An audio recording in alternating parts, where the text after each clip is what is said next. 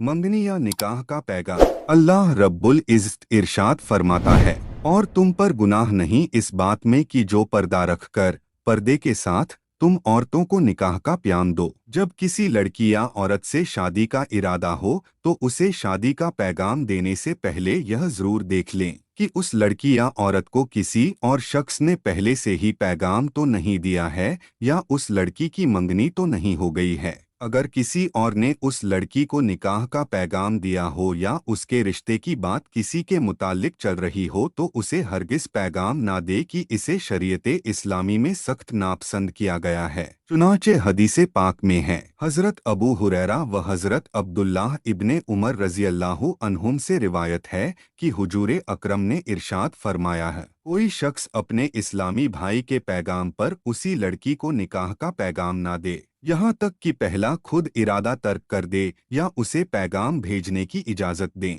मंगनी दरअसल निकाह का वादा है, अगर यह न भी हो जब भी कोई हर्ज नहीं। लिहाजा बेहतर तो यह है कि मंगनी की रस्म बिल्कुल खत्म कर दी जाए, इसकी कोई जरूरत नहीं है। आजकल इसे एक जरूरी रस्म बना लिया गया है और इसे शादी की तरह निभाते हैं, शादी की तरह इसमें खर्च करते हैं। इस रस्म में रुपयों की बर्बादी के सिवा कुछ नहीं, लिहाजा इस रिवाज को छोड़ना ही बेहतर है। मुरव्वजा मंगनी की रस्म में मुसलमानों में इंतहाई मुबालगा पाया जा रहा है। गालिबन हमने यह रस्म हिंदुओं से सीखी है, क्योंकि इस अंदाज से रस्म की अदायगी सिवाय हिंदुस्तान व पाकिस्तान के और कहीं नहीं पाई जाती, बल्कि अरबी फारसी ज़बानों में इसका कोई नाम भी नहीं। इसके जितने भी नाम मिलते हैं सब हिंदुस्तानी ज़बान के हैं। चुनाचे मंगनी, सगाई, कड़माई, साख वगैरह यह इसके नाम हैं और इनमें से कोई भी अरबी व फारसी का नहीं। वल्लाहु ताला अलम। अगर मंगनी का करना जरूरी ही हो तो उसे निहायत ही सादगी से कर लें। इस तरह हो कि लड़के के चंद कराबतदार लड़की के यहाँ जमा हो जाएं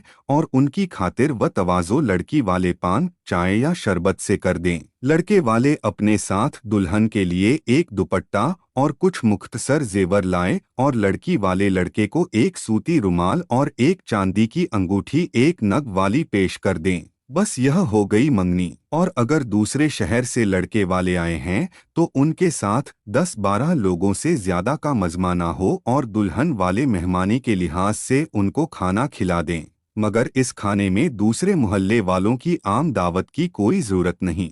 अगर वीडियो फायदेमंद लगे तो चैनल को सब्सक्राइब करना ना भूलें।